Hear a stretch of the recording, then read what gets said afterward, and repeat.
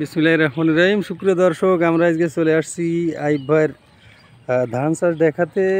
কতটুকু জায়গায় এবছর 2025 সালে আইব ভাই ধান লাগাইছে, আমরা একটু কথা বলবো। আসসালামু আলাইকুম আইব ভাই। ওয়ালাইকুম আসসালাম। ভালো আছেন ভাই? আলহামদুলিল্লাহ ভালো। ভাই বলছিলাম কি 2025 সালে কি জাতের ধান রোপণ করেছেন? আমরা মোটা জাতের ধান রোপণ করেছি। মোটা হাইব্রিড ধান? হাইব্রিড। কি জাত নাম বলতে পারবেন? হচ্ছে ইস্পাহানি 7। ইস্পাহানি 7। আগের বছর এই একই জাত ধান চাষ করেছিলেন না অন্যতা? একই জাত করেছিলাম। একই জাত ইস্পাহানি 7। ফল মানে কাঠাপতি কীরকম ফলন পাইছিলেন? 2 মণ। 2.5 মণ, তাই না? এটা তো ডাঙা জমি, তাই তো? ডাঙা জমি। আর যদি এই ধানটা আপনি গেরের ভিতরে লাগাইতেন কিরকম আসতো? 2 মণ ওভার হয়ে যাবে। 2 মণ ওভার হয়ে যাবে না গেরের ভিতরে? ডাঙা জমিতে একটু কম হয় এই ধান, তাই তো? ইস্পাহানি 7 না? আজকে কয়দিন বয়স ভাই ধানের? এই 12 দিন। 12 দিন। এক কাটি করে লাগাইছেন না?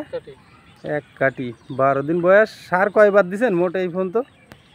আর দেওয়া হয়নি, দেওয়া হবে। মানে চাষের সময় দেননি? না, চাষেও দেননি মোটে? ও, টোটাল ধান লাগানো শুরু করে কয়বার সার দেওয়া লাগে ভাই ধানে? 3বার 4বার টোটাল। তো একবারও দেননি 12 দিনই? না। তো মাশাআল্লাহ ধান তো মোটামুটি ভালো হয়েছে। মানে এই ঘাস নিংড়ে পাশাপাশি চেটকাই দিচ্ছেন? চেটকাই দিলি ভাই ধানের কি উপকার হয়? গোছ মোটা হয়, তাই তো? মানে এক কাঠি ধান লাগানো এই গোছগুলো আনুমানিক কয় কাঠি হতে পারে এক একটার গোড়া থেকে? 8-10 কাঠি তো হবে। এখন তো 3 কাঠি হয়ে 4 কাঠি 5 কাঠি হয়ে গেছে না? 8-10 কাঠি টেকছে। আর গেরের ভিতরে হলে মনে হয় আরো বেশি কাঠি হতো না? 15-20 পিস হয়ে যায়। সেই ক্ষেত্রে ধানও বৃদ্ধি পায়, ফলন বৃদ্ধি পায়। তো মোটামুটি আপনার এই ধান এই ইস্পাহানি 7 কতদিনের ভিতরে রোপণের পরে কাটা যাবে? 3 মাস? 3 মাস পরে কাটা যাবে। কতটুকু লাগাইছেন এবছর 2025 সালে? 25 কাটা। এবারে কি আগের বার থেকে কম না বেশি? 5 কাটা বেশি আছে। দর্শক, আমরা কথা বলছিলাম আইব ভাইয়ের সঙ্গে, একজন অভিজ্ঞ ধান চাষি, আমাদের শ্রদ্ধেয় বড় ভাই। তো মাশাআল্লাহ প্রত্যেক বছরই ধান চাষ করে। এটা হচ্ছে ফার্স্ট ব্লক, আর আমাদের ঠিকানা হচ্ছে যশোর জেলার অভয়নগর থানার 8 নং সিদ্ধিবাসা ইউনিয়ন 2 নং 8 গ্রাম। আইব ভাই কঠোর পরিশ্রমী একজন কৃষক। ধান চাষে মোটামুটি প্রত্যেক বছর মোটামুটি বাম্পার ফলন বাড়ি তুলতে পারে ধান।